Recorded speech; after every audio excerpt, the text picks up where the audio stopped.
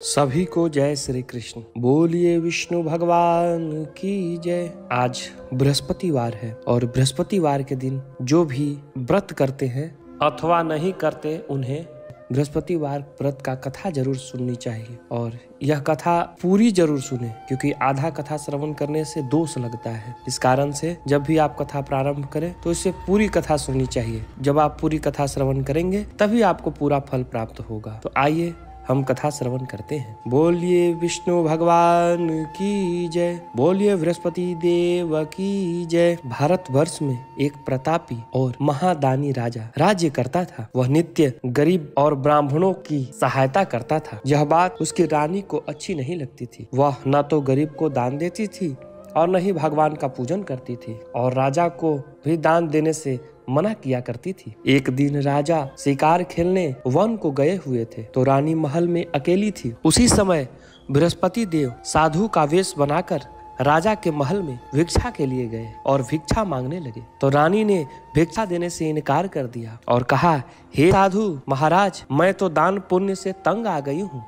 मेरा पति सारा धन लुटाते रहते हैं। मेरी इच्छा है कि हमारा सारा धन नष्ट हो जाए और फिर न रहेगा बांस और न बजेगी बांसुरी। साधु ने कहा, हे देवी, तुम तो बड़ी विचित्र हो। धन संतान तो सभी चाहते हैं, पुत्र और लक्ष्मी तो पापी के घर में भी होना चाहिए। यदि तुम्हारे पास अधिक धन है तो भूखों को भोजन दो, प्यासों को पानी पिलाओ, मुसाफिरों के लिए धर्मशालाएं खुलवाओ। जो निर्धन अपनी कुंवारी कन्या का विवाह नहीं कर सकते हैं उनका विवाह करा दो। ऐसा और कई काम है जिनके करने से तुम्हारा यश लोक परलोक में फैलेगा। परंतु रानी पर उपदेश का कोई प्रभाव न पड़ा। वह बोली, महाराज, आप मुझे कुछ न समझाएं। मैं ऐसा धन नहीं चाहती जो हर जगह बांटती फिरूं। साधु ने उत्तर दिया, यदि तुम्हारी ऐसी ही इच्छा है तो तथास्तु। तुम ऐसा करना कि बृहस्पतिवार को घर लीपकर पीली मिट्टी से अपना सिर धोकर स्नान करना और भट्ठी चढ़ाकर कपड़े धोना। ऐसा करने से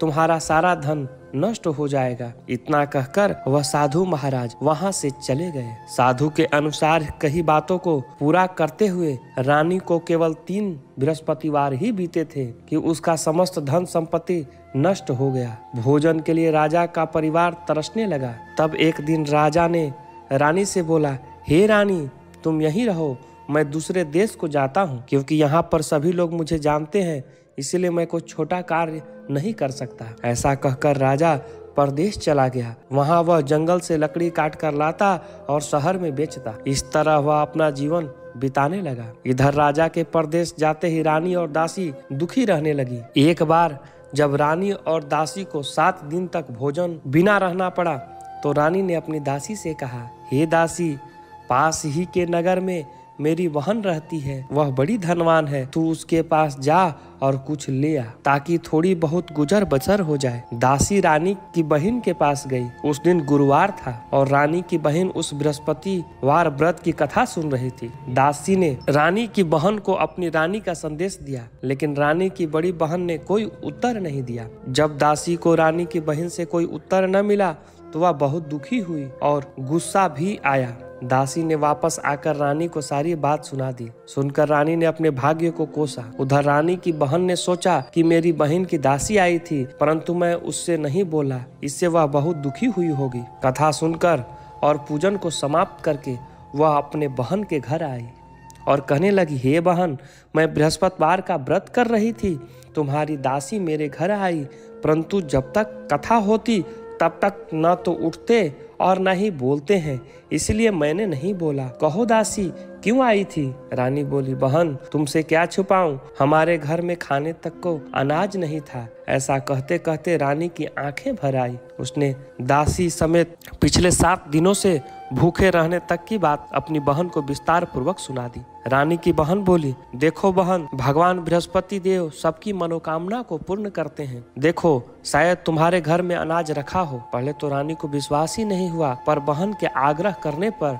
उसने अपने दासी को अंदर भेजा तो सचमुच अनाज से भरा एक घड़ा मिल गया। यह देखकर दासी को बड़ी हैरानी हुई। दासी रानी से कहने लगी, हे रानी, जब हमको भोजन नहीं मिलता तो हम व्रत ही तो करते हैं, इसीलिए क्यों ना इनसे व्रत और कथा की विधि पूछ ली जाए ताकि हम भी व्रत कर सकें। तब रानी ने अपने बहन से बृहस्पतिवार व्रत के बारे में पूछा। उसकी बहन ने बताया, बृहस्पतिवार के व्रत में चने की दाल और मुनक्का से विष्णु भगवान का केले की जड़ में पूजन करें तथा दीपक जलाएं, व्रत कथा सुने और पीला भोजन ही करें। इसमें बृहस्पति देव प्रसन्न होते हैं।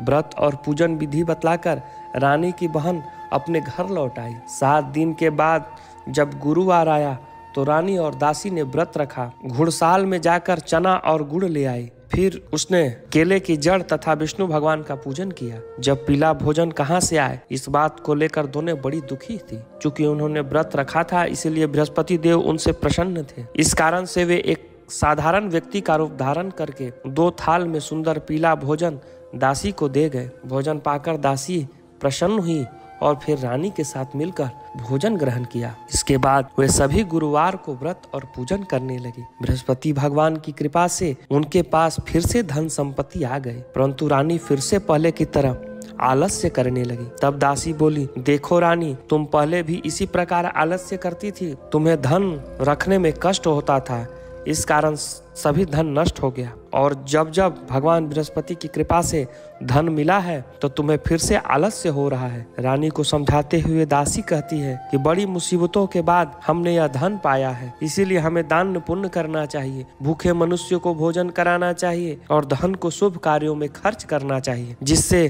तुम्हारे कुल यश बढ़ेगा, स्वर्ग की प्राप्ति होगी और पितृ प्रसन्न होंगे। दासी की बात सुनकर रानी अपना धन शुभ कार्यों में खर्च करने लगी, जिससे पूरे नगर में उसका यश फैलने लगा। एक दिन राजा दुखी होकर जंगल में पेड़ के नीचे आसन जमाकर बैठ गया। वह अपनी दशा को याद करके व्याकुल होने लगा। बृहस्पतिवार का दिन था। एकाएक उसने देखा कि निर्जन वन में एक साधु प्रकट हुए। वह साधु वेश में स्वयं बृहस्पति देवता थे। लकड़हारे के सामने आकर बोले, हे लकड़हारे, इस सुनसान जंगल में तुम चिंता मग्न क्यों बैठा है? लकड़हारे ने दोनों हाथ जोड़ करके प्रणाम किया और उत्तर दिया, महात्मा जी, आप सब कुछ जानते हैं, मैं क्या कहूँ? यह कहकर रोने लगा और साधु को अपनी आत्मकथा सुनाई। महात्मा जी ने कहा, तुम्हारी स्त्री ने बृहस्पति के दिन बृहस्पति भगवान का निरादर किया, जिसके कारण रुष्ट होकर उन्होंने तुम्हारी यह दशा कर दी है। अब तुम चिंता को दूर करके मेरे कहने पर चलो तो तुम्हारे सभी कष्ट दूर हो जाएंगे और भगवान पहले की तरह अधिक धन संपत्ति देंगे। तुम बृहस्पतिवार के दिन कथा किया करो। 2 पैसे के चने मुनक्का लाकर उसका प्रसाद बनाओ और शुद्ध जल से लोटे में शक्कर मिलाकर अमृत तैयार करो। कथा के पश्चात अपने सारे परिवार और सुनने वालों प्रेमियों में अमृत व प्रसाद बांटकर आप भी ग्रहण करो। ऐसा करने से भगवान तुम्हारी मनोकामना पूर्ण करेंगे। साधु के ऐसे वचन सुनकर लकड़हारा बोला, हे प्रभु, मुझे लकड़ी बेचकर इतना पैसा नहीं मिलता है जिससे मैं भोजन के उपरांत कुछ बचा सकूं। मैंने रात्रि में अपने स्त्री को व्याकुल देखा है और मेरे पास कुछ भी नहीं है जिससे मैं उसकी खबर मंगा सकूं। साधु ने कहा, हे लकड़हारे, तुम भी किसी बात की चिंता मत करो। बृहस्पति के दिन तुम रोजाना की तरह लकड़ियां लेकर शहर को जाओ। तुमको रोज से दुगना धन प्राप्त होगा, जिसे तुम भली भांति भोजन कर लोगों तथा बृहस्पति देव की पूजा का सामान भी आ जाएगा। इतना कहकर साधु अंतर्ध्यान हो गया। धीरे धीरे समय बीत जाने के बाद फिर से बृहस्पतिवार का दिन आया। लकड़हारा जंगल में लकड़ी काटकर किसी शहर में बेचने को गया। उसे उस दिन और दिन से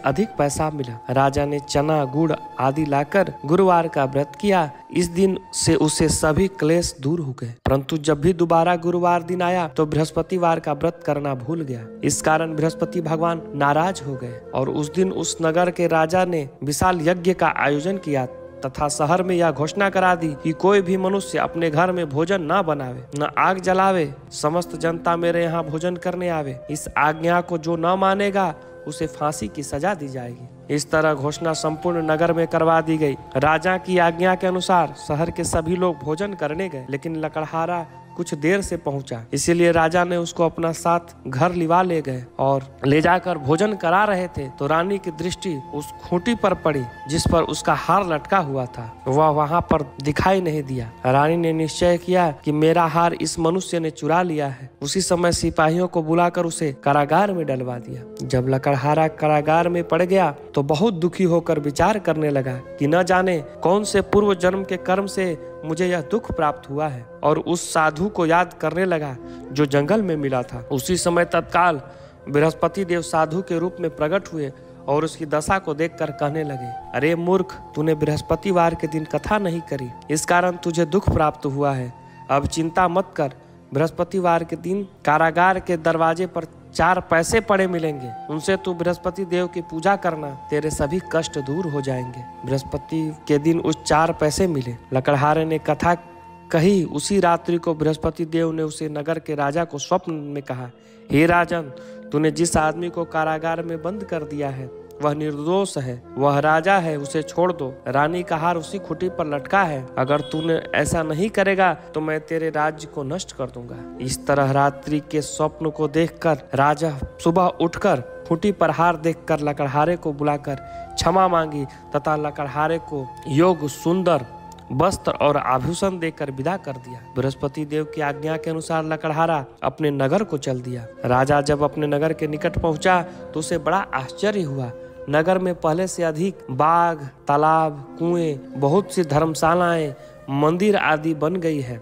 राजा ने पूछा, किसका बाग और धर्मशाला है? तब नगर के सब लोग कहने लगे, यह सब रानी और दासी के हैं। तो राजा को आश्चर्य हुआ और गुस्सा भी आया। जब रानी ने यह खबर सुनी कि राजा आ रहे हैं तो उसने दासी से कहा कि हे दासी, देख, राजा हमको कितनी बुरी हालत में छोड़कर गए थे। हमारी ऐसी हालत देखकर वह लौट ना जाए, इसीलिए तू दरवाजे पर खड़ी हो जा। आज्ञा के अनुसार दासी दरवाजे पर खड़ी हो गई। राजा आए तो उन्होंने अपने साथ लिवा लाई। तब राजा ने क्रोध करके अपनी रानी से पूछा, यह धन तुम्हें कैसे प्राप्त हुआ है? तब उसने कहा, हमें यह सब धन बृहस्पति देव के इस व्रत के प्रभाव से प्राप्त हुआ है। तब राजा ने निश्चय किया कि 7 रोज बाद तो सभी बृहस्पति देव की पूजा करते हैं, परंतु मैं प्रतिदिन 3 बार यह कथा तथा रोज व्रत किया करूंगा। अब हर समय राजा के दुपट्टे में चने की दाल बंधी रहती तथा दिन में 3 बार कथा करता और कथा सुनता। एक रोज राजा ने विचार किया कि चलो अपने बहन के यहाँ से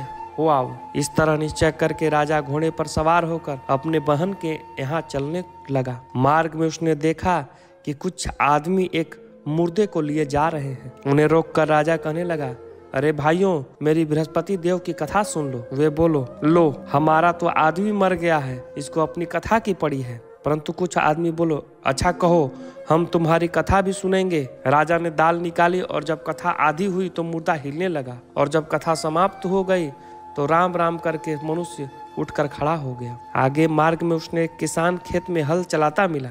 राजा ने उसे देखकर और उससे बोला, अरे भैया, तुम मेरी बृहस्पतिवार की कथा सुन लो। किसान बोला, जब तक मैं तेरी कथा सुनूंगा तब तक 4 हरैया हर जोत लूंगा। जा अपनी कथा किसी और को सुनाना। इस तरह राजा आगे चलने लगा। राजा के हटते ही बैल पछाड़ खाकर गिर गया तथा किसान के पेट में बड़ी जोर का दर्द होने लगा। उसी समय उसकी माँ रोटी लेकर आई।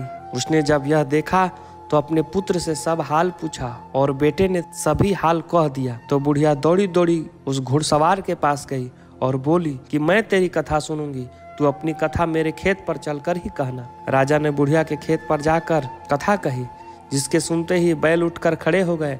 किसान का पेट का दर्द भी सही हो गया। राजा अपने बहन के घर पहुंचा। बहन ने भाई की खूब मेहमान नवाजी की। दूसरे रोज प्रातः काल राजा जगा तो वह देखने लगा कि सब लोग भोजन कर रहे हैं। राजा ने अपने बहन से कहा, ऐसा कोई मनुष्य है जिसने भोजन नहीं किया है? वह मेरी बृहस्पतिवार की कथा सुन ले। बहन बोली, हे भैया, यह देश ऐसा ही है कि पहले यहाँ लोग भोजन करते हैं, बाद में दूसरा काम करते हैं। अगर कोई पड़ोस में हो तो देख आती हूँ। वह ऐसा कहकर देखने चली गई परंतु उसे कोई ऐसा व्यक्ति नहीं मिला जिसने भोजन न किया हो। अतः वह एक कुम्हार के घर गई जिसका लड़का बीमार था। उसे मालूम हुआ कि उसके यहाँ 3 रोज से किसी ने भोजन नहीं किया है। रानी ने अपने भाई की कथा सुनने के लिए उस कुम्हार को कहा तो वह तैयार हो गया। राजा ने जाकर बृहस्पतिवार की कथा कही जिसको सुनकर उसका लड़का ठीक हो गया। अब तो राजा की प्रशंसा होने लगी। एक रोज राजा ने अपने बहन से कहा कि हे बहन, हम अपने घर को जाएंगे, तुम भी तैयार हो जा। तब राजा की बहन ने अपनी सास से कहा तो सास ने कहा कि चली जा, परंतु अपने लड़के को मत ले जाना क्योंकि तेरा भाई के यहाँ कोई औलाद नहीं है। बहन ने अपने भैया से कहा हे भैया, मैं तो चलूंगी पर कोई बालक नहीं जाएगा। राजा बोला जब कोई बालक नहीं चलेगा तब तुम भी क्या करोगी। बड़े दुखी मन से राजा अपने नगर को लौट आया। राजा ने अपनी रानी से कहा कि हम निर्वंशी हैं, हमारा मुख देखने का धर्म नहीं है और कुछ भोजन आदि नहीं किया। रानी बोली हे प्रभु, बृहस्पति देव ने हमें सब कुछ दिया है, वह हमें औलाद भी अवश्य देंगे। उसी रात को बृहस्पति देव ने राजा को स्वप्न में कहा हे राजा उठ, सभी सोच त्याग दे, तेरी रानी गर्भ से है। राजा की बात यह सुनकर बड़ी खुशी हुई और 9वें महीने में उसके गर्भ से एक सुंदर पुत्र उत्पन्न हुआ। तब राजा बोला हे रानी, स्त्री बिना भोजन के रह सकती है पर बिना कहे नहीं रह सकती है। जब मेरी बहन आवे तो तुम उससे कुछ मत कहना। रानी ने सुनकर हाँ कर दिया। जब राजा की बहन ने यह शुभ समाचार सुना तो वह बड़ी खुश हुई तथा बधाई लेकर अपने भाई के यहाँ आई। तब रानी ने कहा घोड़ा चढ़कर तो नहीं आई, गधी चढ़ के आई। राजा की बहन बोली भाभी, मैं इस प्रकार न कहती तो तुम्हें औलाद कैसे मिलता। बृहस्पति देव ऐसे ही हैं, जैसे जिसके मन में मनोकामना है सभी को पूर्ण करते हैं। जो सदा भावना पूर्वक बृहस्पतिवार का व्रत करता है तथा कथा पढ़ता या सुनता है और दूसरों को सुनाता है तो बृहस्पति देव उसकी सभी मनोकामना पूर्ण करते हैं। भगवान बृहस्पति देव उसकी सदैव रक्षा करते हैं तथा संसार में जो मनुष्य सद्भावना से भगवान जी का पूजन व्रत सच्चे मन से करता है तो उसकी सभी मनोकामनाएं पूर्ण होते हैं। जैसे सच्ची भावना से रानी और राजा ने उनकी कथा का गुणगान किया तो उनकी सभी इच्छाएं बृहस्पति देव ने पूर्ण की। कथा श्रवण करने के बाद हमें आरती जरूर करनी चाहिए। तो आइए हम बृहस्पति देव की आरती करते हैं। ओम चंद्रमा मनसो जाचक्षुः सूर्यो अजायत श्रोत्राद्वायुश्च प्राणश्च मुखात् अग्निरजायत। जय बृहस्पति देवा, ओम जय बृहस्पति देवा। छिन छिन भोग लगाऊं, छिन छिन भोग लगाऊं, कदली फल मेवा। ओम जय बृहस्पति देवा, तुम पूरण परमात्मा, तुम अंतर्यामी स्वामी, तुम अंतर्यामी। जगत पिता जगदीश्वर, जगत पिता जगदीश्वर, तुम सबके स्वामी। ओम जय बृहस्पति देवा, चरणामृत निज निर्मल, सब पातक हरता स्वामी, सब पातक हरता। सकल मनोरथ दायक, सकल मनोरथ दायक, कृपा करो भरता। ओम जय बृहस्पति देवा, तन मन धन अर्पण कर, जो जन शरण पड़े स्वामी, जो जन शरण पड़े। प्रभु प्रगट तब हो कर, प्रभु प्रगट तब हो कर, आकर द्वार खड़े। ओम जय बृहस्पति देवा, दीन दयाल दयानिधि, भक्तन हितकारी स्वामी, भक्तन हितकारी। पाप दोष सब हरता, पाप दोष सब हरता, भव बंधन हारी। ओम जय बृहस्पति देवा, सकल मनोरथ दायक, सब संशय तारो स्वामी, सब संशय तारो। विषय विकार मिटाओ, विषय विकार मिटाओ, संतन सुख कार्य। ओम जय बृहस्पति देवा, जो कोई आरती तेरी प्रेम सहित गावे, स्वामी प्रेम सहित गावे। ज्येष्ठानंद बंद सो निश्चय पावे। ओम जय बृहस्पति देवा। प्रेम से बोलिए विष्णु भगवान की जय, प्रेम से बोलिए बृहस्पति देव की जय। आरार्तिक्यं समर्पयामि जलेन शीतलीकरणम् आत्माभिवन्दनं देवाभिवन्दनम्।